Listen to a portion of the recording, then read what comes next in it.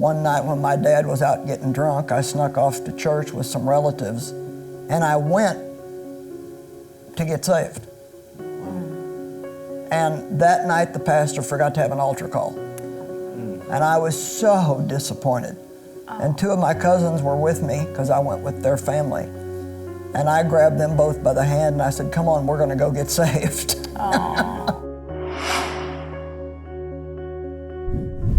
Well, when I first started teaching, first of all, I would have no idea why God would call me to teach, because I was a mess when He called me.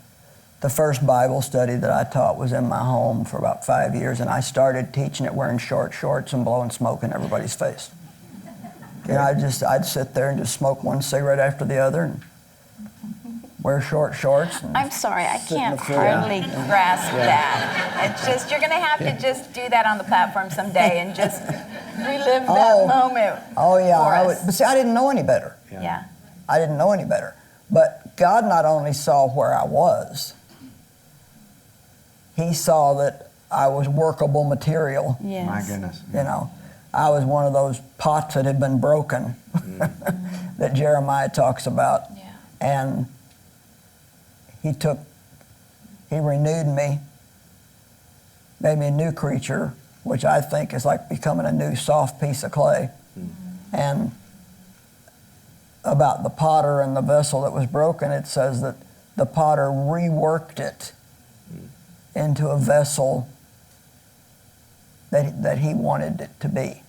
And so if we really give ourselves to God, give ourselves over to Him, there's nothing He can't do. He can change anything in your life. He can heal any brokenness that you have. And it wasn't only the abuse from my dad. I mean, I started that. But to be honest with you, when I felt that God was calling me to teach, it was not a popular thing for a woman to teach. And especially in the church circles that I was in, it was unheard of. And so I was all excited. And I thought everybody else would be excited for me too. But they weren't. And so that was like, what my dad did to me was one type of woundedness and brokenheartedness. But the way people responded to me stepping out in faith because I believed God, that was one of the biggest hurts I've ever had in my life. Did you have a mentor back then that you saw doing what you felt you were called to do? No. So you just felt, I'm supposed to get my Bible and start teaching out of my Bible? Actually, my ministry, it's really just downright ridiculous. Because, I mean, I loved God from the time I was a kid. I was born again when I was 9 years old. Don't know how I even knew that I needed to be born again, except I had a grandfather that prayed for me. Wow. And one night when my dad was out getting drunk, I snuck off to church with some relatives, and I went to get saved. Wow. And that night, the pastor forgot to have an altar call. And I was so disappointed. And two of my cousins were with me, because I went with their family.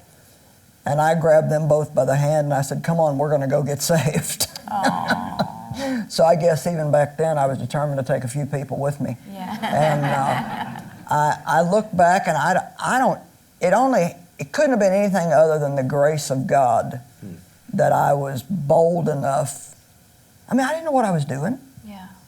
But I didn't know what I was doing. You know, I remember when I felt like God put it on my heart to start a Bible study, I said, well, I don't know how to teach. And He said, I do. And so I started with 12 women. All of them worked for me.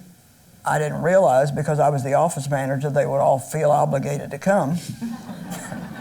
But hey, however you can get a crowd. So, Right. you know, 12 women, 6 a.m. on a Wednesday morning, we met in a restaurant downtown, and I went to my pastor of the church where I was going to at the time, and I said, if somebody was going to teach a Bible study, where would they start? And he said, oh, the book of John would be good. And I said, what would you use for study material? And he suggested a Thompson Chain Reference Bible. And so all I had when I started was the Bible, and I chose an Amplified Bible. Nice. And the Thompson Chain Reference Bible, and eventually then I added a Vine's Expository Dictionary and a Strong's Concordance. And I would kind of take my own life and things that I was going through or that God was dealing with me about, and I would study those things out for myself. Wow. And then teach them to other people. I mean, all I can really say is God anointed me to do it. Yeah. I mean, there's no, I mean, I don't have the education to do this. I'm not dumb by any stretch of the imagination, but I'm not extraordinarily brilliant.